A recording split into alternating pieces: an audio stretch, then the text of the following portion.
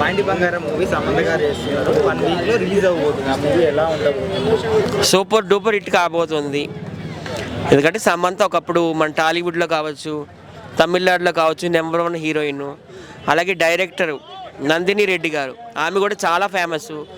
సమంత గారు అండ్ నందిని రెడ్డి గారి కాంబినేషన్ ఇంతకుముందు ఓ బేబీ అనే మూవీ కూడా వచ్చింది, సూపర్ డూపర్ హిట్ అయ్యింది. నందిని రెడ్డి గారి ఫస్ట్ సినిమా అలా మొదలైంది. నాని గారికి లైఫ్ ఇచ్చిందే ఆమె డైరెక్టర్ నందిని రెడ్డి గారు. సో అంతా బాగుంటుంది. ఇందులో కామెడీ కావచ్చు, రొమాన్స్ కావచ్చు, యాక్షన్ కావచ్చు, అన్నీ కూడా ఆల్ మిక్స్ ఉంటాయని నేనైతే కోరుకుంటున్నాను. సమంత గారి సినిమా సూపర్ డూపర్ హిట్ కావాలని కోరుకుంటున్నాను.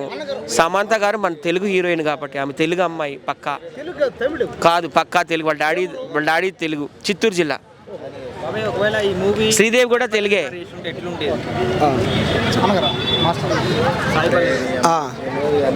సాయి పల్లవి గారు వేస్తే ఈ సినిమా అసలు సక్సెస్ అవ్వదండి, సమంత గారే చేయాలి. వాస్తవానికి సమంత గారు ఈ బంగారం పేరేంటి, పూర్తి పేరు మా ఇంటి బంగారం అనే సినిమాతో కూడా నాగార్జున గారికి ఛాలెంజ్ చేస్తున్నారు. ఎందుకంటే సమంత గారు ఎప్పుడైతే కూడా నాగ చైతన్య గారితో డైవర్స్ తీసుకున్నారో సమంత గారిని తొక్కివేయడానికి ప్రయత్నాలు స్టార్ట్ అయినాయి. మరి నాగార్జున గారు సమంత గారికి ఒక్క సినిమాలో కూడా బుక్ అవ్వకుండా తెర వెనుక తన ఇన్ఫ్లుయెన్స్ కూడా ఉపయోగించి సమంతను పూర్తిగా తొక్కేయడానికి ప్రదర్శించారు. ఈ రోజులో సమంతకి తెలుగులో ఒక్క సినిమా కూడా బుక్ అవ్వలేదు ఆమె హీరోయిన్గా. మరి ఇటువంటి పరిస్థితుల్లో సమంత పూర్తిగా మునిగిపోయేటువంటి పరిస్థితులలో తనను తాను కాపాడుకోవాలనే ఉద్దేశంతో కూడా ఇట్లా ఆమె సొంత కాంట్రిబ్యూషన్ కూడా చేసి ఇక తన మా ఇంటి బంగారం అనేటువంటి ఒక సినిమా తీస్తుంది.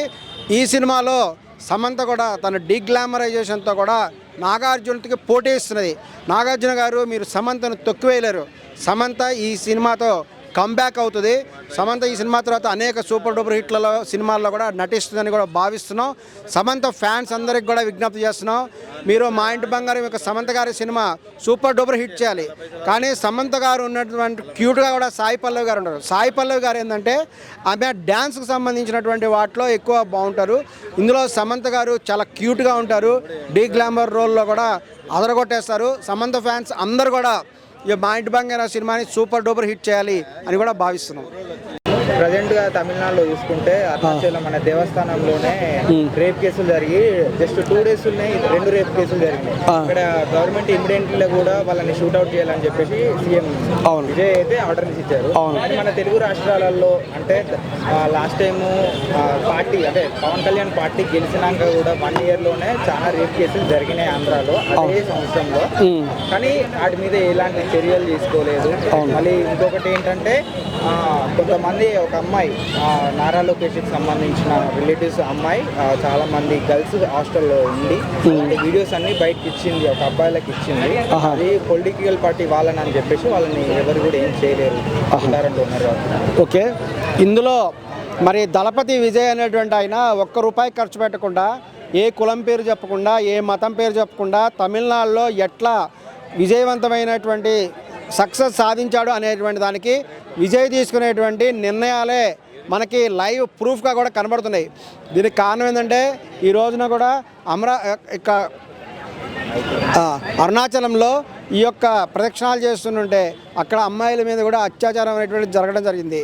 వెంటనే విజయ్ గారు తీవ్రంగా స్పందించారు. వెంటనే కూడా ఆయన వేరే నాయకుల్లాగా మమ్మమ్మ బెబెబ్బ అనలే, ఆయన వెంటనే కూడా వాళ్ళు స్పాట్లో వాళ్ళని చంపేయమని చెప్పేసి కూడా ఆర్డర్ చేశారు. ఎందుకంటే అరుణాచలం అంటే పుణ్యక్షేత్రంలో ఈ రోజున ఏంటంటే రాజకీయాలు ఎక్కువైపోయినాయి.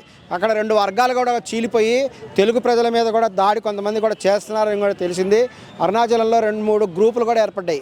వాళ్ళ యొక్క వాటి మధ్య ఉండేటువంటి ఆధిపత్య పోరు కాస్త భక్తుల మీద పడింది. ఈ యొక్క గిరి ప్రదక్షిణ ఎవరైతే చేస్తారో వాళ్ళ మీద ఇదివరకు ఎప్పుడు కూడా ఇటువంటి సంఘటనలు జరగలేదు. కానీ ఈ మధ్య కాలంలో కూడా వాళ్ళ మీద ఈ యొక్క రేపు సంఘటనలు జరగడం అనేది నిజంగా దురదృష్టకరమైనటువంటి విషయం. కానీ విజయ్ గారు ఏంటంటే డేరింగ్ అండ్ డాషింగ్, ఆయన సీఎం అని కూడా నిరూపించుకున్నాడు. వెంటనే కూడా నిందితులు కనుక దొరికితే వాళ్ళ నిందితుల్ని కూడా స్పాట్లో కూడా వాళ్ళని కాల్చిపారేయమని ఆర్డర్ ఇవ్వడం కూడా నిజంగా కూడా ఈ యొక్క తెలుగు ప్రజలకి అలాగే తమిళ ప్రజలకు కూడా ఎంతో సంతోషాన్ని కలిగించింది. దాన్ని కూడా మన తెలుగు వాళ్ళు కూడా ఆదర్శంగా తీసుకోవాలి. ఎందుకంటే రీసెంట్గా కూడా అత్యాచారాలు జరుగుతుంటే ఏం పట్టించుకోవట్లేదు. వాళ్ళని తీసుకెళ్తారు, జైల్లో పెడతారు, వాళ్ళకి 14 రోజులు రిమాండ్ చేస్తారు, తర్వాత వాళ్ళు బెయిల్ తీసుకుంటారు, బయట తిరుగుతారు, మళ్ళీ అత్యాచారాలు చేస్తుంటారు. ఇంక ఇదే కొనసాగుతుంది. అలా కాకుండా తెలుగు ముఖ్యమంత్రులు కూడా డేరింగ్ అండ్ డాషింగ్ నిర్ణయాలు తీసుకోవాలి. అత్యాచారం చేస్తే వాళ్ళని కాల్చిపారేయాలి. ఇంకా వాళ్ళని ఏంటంటే కోర్టులో పెట్టడం, వాళ్ళకు బిర్యానీలు తినిపించడం, ఫుల్గా సండే వాళ్ళకి చికెన్లు మటన్లు ఇవ్వడం, ఇటువంటివి చేయటం ద్వారా ఇంకా నేరాలు చేసే వాళ్ళు ఇంకా నేరాలు చేస్తున్నారు తప్ప బెయిల్ తీసుకొని బయటికి రావచ్చు అనేటువంటి విధంగా ఉన్నారు.